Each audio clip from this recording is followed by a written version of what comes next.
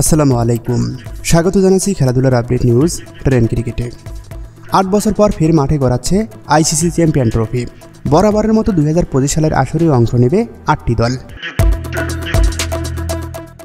বর্তমান champion Pakistan champion ট্রফির মূল আয়োজক হলেও ভারত তাদের ম্যাচগুলো খেলবে সংযুক্ত আরব আমিরাতের দুবাইতে। বৈশ্বিক এই টুর্নামেন্টটি শুরু হবে 19 ফেব্রুয়ারি। পাকিস্তান ও নিউজিল্যান্ডের মধ্যকার ম্যাচ দিয়ে মাঠে গড়াবে চ্যাম্পিয়ন ট্রফি। 20 ফেব্রুয়ারি ভারতের বিপক্ষে মাঠে নামবে বাংলাদেশ। তাদের বিপক্ষে মাঠে নামার আগেই সুসংবাদ পেয়েছে নাজমুল হোসেন শান্তর দল। ইতিমধ্যেই চ্যাম্পিয়ন ট্রফি খেলার উদ্দেশ্যে উড়াল দিয়েছে শান্ত বাহিনী। আর প্রথম প্রতিপক্ষ ভারত। বাংলাদেশ ভারত মুখোমুখি দেখায় তাদের পাল্লাটা ভারী হলেও এবার আর তাদের ছাড় দিতে নারাজ টাইগার ক্যাপ্টেন। তার উপর ভারতের সবচেয়ে ধারালো বলার যাকে মনে করা হয় সেই জাসপ্রীত বুমরা পড়েছেন ইনজুরিতে। শুধু তাই নয়, একই সঙ্গে বৈশ্বিক টুর্নামেন্ট থেকে ছিটকে গেছেন। অপরদিকে টাইগার ওপেনার সৌম্য সরকারের ইনজুরির সমস্যার সমাধান হয়েছে। এর আগে ধারণা করা হচ্ছিল প্রথম ম্যাচে খেলতে পারবেন না সৌম্য, তবে সেই সংখ্যা থেকে এখন মুক্ত, যার ফলে প্রথম ম্যাচ থেকেই তিনি খেলবেন। অর্থাৎ ভারতের বিপক্ষে ম্যাচে যে তিনি থাকছেন তা এক প্রকার নিশ্চিত। টাইগার আরেক ওপেনার তানজিদ হাসান তামিম আছেন দুর্দান্ত ফর্মে। সদ্য সমাপ্ত বিপিএলে ঢাকা ক্যাপিটালসের হয়ে একটি সেঞ্চুরির সাথে করেছেন আসরের দ্বিতীয় সর্বোচ্চ 485 রান।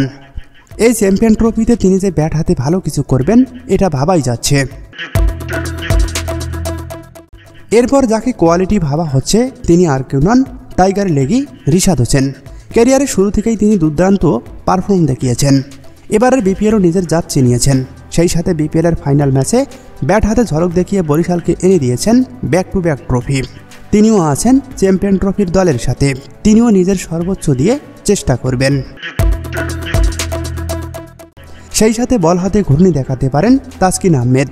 এবারের বিপিএলে বল হাতে শিকার করেছেন সর্বোচ্চ 24 উইকেট, যা বিপিএলের এক সিজনে সর্বোচ্চ উইকেট শিকারের রেকর্ড।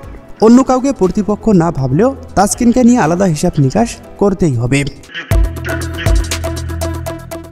শুধু তাই নয়, দলে আছেন গতির তারকা নাহিদ রানা ও কাটার মাস্টার মোস্তাফিজুর রহমান। তারাও যে কোনো মুহূর্তে ম্যাচের মোড় ঘুরিয়ে দেওয়ার সামর্থ্য রাখে। এখন প্রয়োজন সঠিক সময় সঠিক ক্যালকুলেশন। একাদশে যারাই থাকুক না কেন নিজের সর্বোচ্চ দিয়ে চেষ্টা করতে হবে। 20 ফেব্রুয়ারি ভারতের মুখোমুখি হবে বাংলাদেশ। ভারত অবশ্যই শক্তিশালী প্রতিপক্ষ।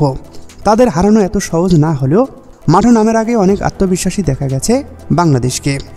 এই আত্মবিশ্বাস যেন যুদ্ধ জয়ের হাতিয়ার হয়, সেই প্রত্যাশা বাংলাদেশের ক্রিকেট প্রেমীদের। পরিশেষে বাংলাদেশ ভালো কিছু করবে এবারে চ্যাম্পিয়ন ট্রফিতে, এটাই কাম্য।